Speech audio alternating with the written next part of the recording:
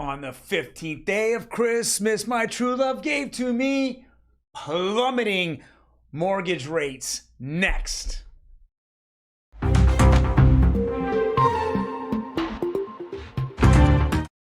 Yes, you heard that. It is happening right now, even though there's so much confusion out there with all the different Fed chairman people saying one thing, the next thing, all in total confusion.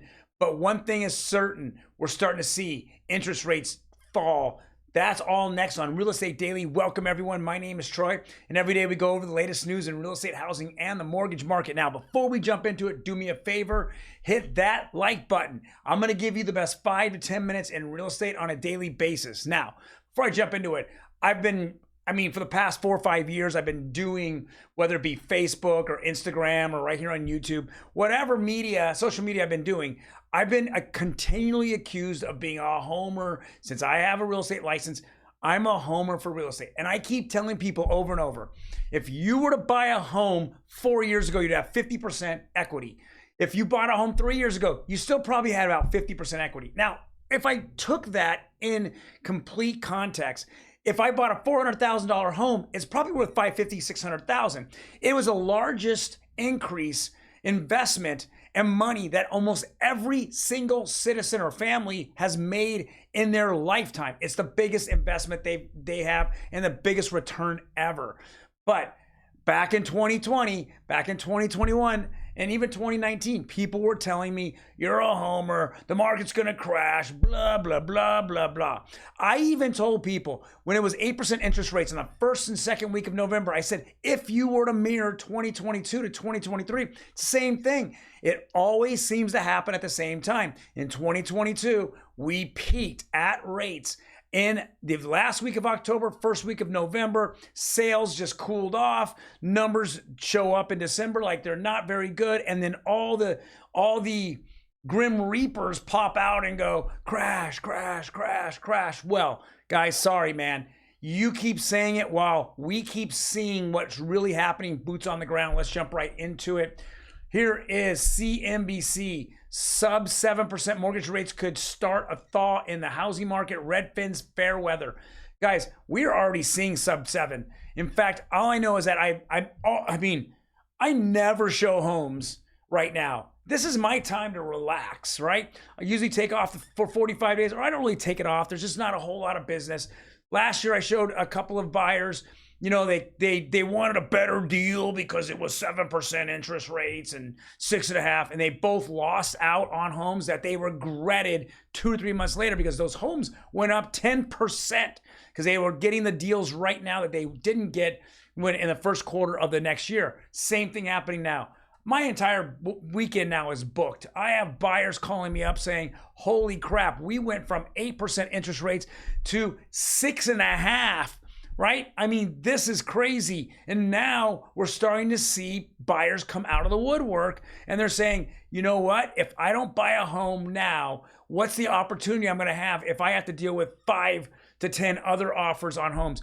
Me and my business partner, Ryan, we just got a home in escrow. We went up against 10 different offers on this house. It has been crazy. We're going to see interest rates really come down. They're coming down, and they're going to spur on the market. Now, it's very interesting that we're talking about sub 7. We're already there, and we keep pummeling. And we're going to go over interest rates here in a minute.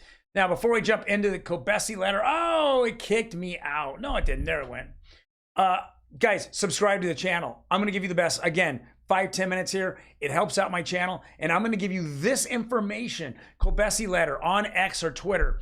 30-year mortgage rates are closing the week below 7% for the first time in 4 months. 4 months, right?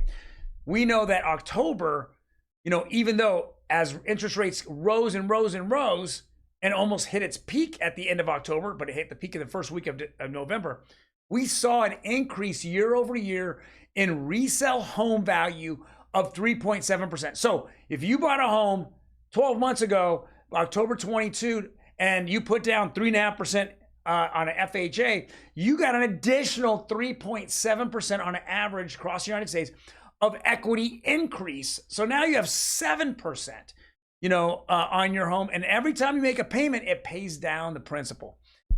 Okay, so we saw it go below 7 for the first. The average 30-year mortgage rate is now down 100 basis points in 2 months. It's actually not even 2 months. It's literally 4 weeks. Borrowing costs have eased 7 straight weeks as the Fed pivot hopes grow. Pay attention to what will happen if rates hit 5%. God forbid. When I hit 5%, you're going to have a bunch of homes hit the market because people are going to do the move ups or the people want to sell off or whatever. But you're going to have all these buyers come into the market. Now, I know that you have unemployment that absolutely can make a play at this and then hurt the market. But you also could have spurring on more job creation because of this as well. So as we've been getting scalped here in the mortgage industry and the real estate industry, and I hope for real estate, for my sanity, I hope real estate agents are gone. When you leave for good, because there's too many bad real estate agents. In a hot market, everyone's a real estate agent and no one knows what they're doing because they're flipping burgers, stocking shelves, and selling homes. Doesn't equate. Housing supply will quickly return if rates continue to fall on their current pace. Yeah, and buyers will continue to return. All right, let's jump into the next one. This is DS News. And this is something that I've been really allocating for, not so much on my channel and not so much on my social media, but this is not good. And I've always said this, even though if you're looking to buy a home, I completely promote that you go and get different rates and different loan scenarios from different people. If you don't, well, then you're just locked into the person that you are with. For an example, there's a lot of brokers out there and there's a lot of direct lenders. And some direct lenders are getting some fantastic rates right now because they're dropping so fast. But some brokers aren't. And it could be yes, or it could be layered, meaning you're a broker going through another broker that's going through the direct company. And so you have all these things happening. Direct company gives out a great rate. The next broker puts a little for himself, and the next broker puts a little for himself, and then the loan officer who's trying to sell you the loan then gets hurt or you get hurt because they're absolutely stacking so much on top of it. So let's read this. Measure introduce in the Senate to prevent the sale of trigger leads. Trigger leads are the second that you go out and you say, hey, I'm interested in getting a mortgage, and they run your credit. Now, know this. Every time that you get a credit card or you get a credit card inquiry or you go and get a new line of credit here or there, it's all looked upon differently and it's all tagged differently. When you're looking to get a mortgage, it tags it differently. Again, another tag differently on your credit report. What that does is then they turn around, credit bureaus will then sell those particular tag leads off to other people. So then all of a sudden you're getting phone calls from X, Y, and Z. Just like if you went out and said, I want to refinance, I go to Rocket and say, hey, Rocket, go ahead and I'm interested in getting a refi. Here's my credit score. You run my credit. All of a sudden I get a call from here, or I get information on my phone, about refinances, or I get emails from refinances, or I get mail sent to my home about refinances, and all these crazy rates, and it's all over the place. They're trying to prevent, people from receiving or being solicited because their leads are sold by the credit bureaus. That's what they're trying to do. I agree with it. I hope it happens, but again, it doesn't. All these things get, talked about, and then it just dies off because somewhere one of the blue team or red team say, well, I don't like it, or my donor is a big, proponent of trigger leads, or my big donor is, for an example, I'm just using an example, Rocket Mortgage, and they're saying, no, they don't want that. They want to have these leads because that's, 12% of their business, whatever. Watch this out. Watch out for this, guys. If you're out there, go and talk to your, senator right now, because these are senators, Jack Reed and Bill Hagerty, that are going over this. And it has introduced this bipartisan measure. Bipartisan means that you have a Democrat and you have a Republican saying, yes, we need to do this. Now, having support on both sides is a whole different story. You just began it this way. All right, let's jump in the interest rates, guys. Boom. Boom, shaka, laka, boom, baby.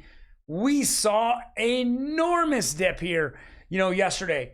It went down 21 basis points. This is conventional, 6.62, or 0.6 6.68.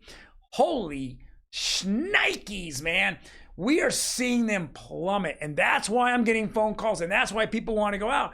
They don't know how long this is going to last. They see that right now is the best time. If these rates continue to fall, the amount of buyers that are going to come in this market is going to be overwhelming. Again, everyone talks about affordability. At 8%, the 8% interest rates, affordability gets squeezed almost to 1%.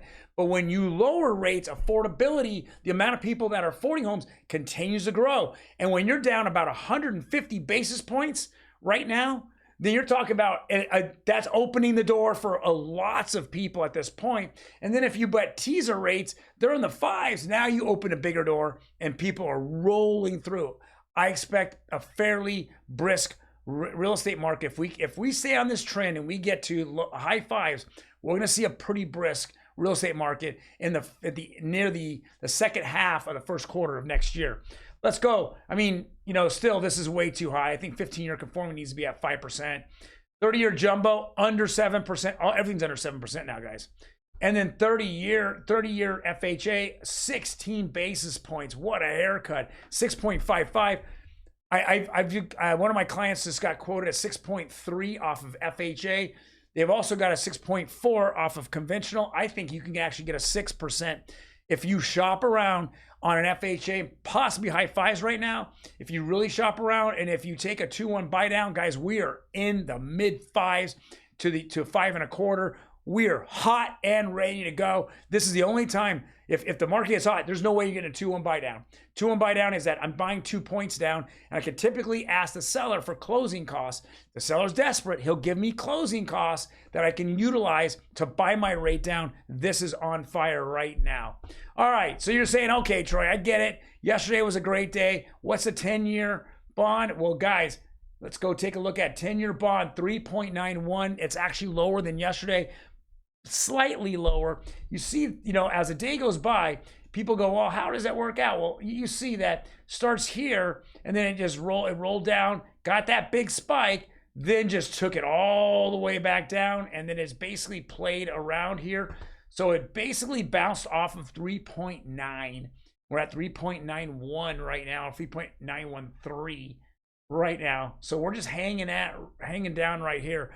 If we go lower, it's going, I think the market can get even hot at the end of January. We will see, but this is a very big improvement. And again, I always put that asterisk out there about the job market. Now, unfortunately, they say 62% of all people in the United States or households are living paycheck to paycheck.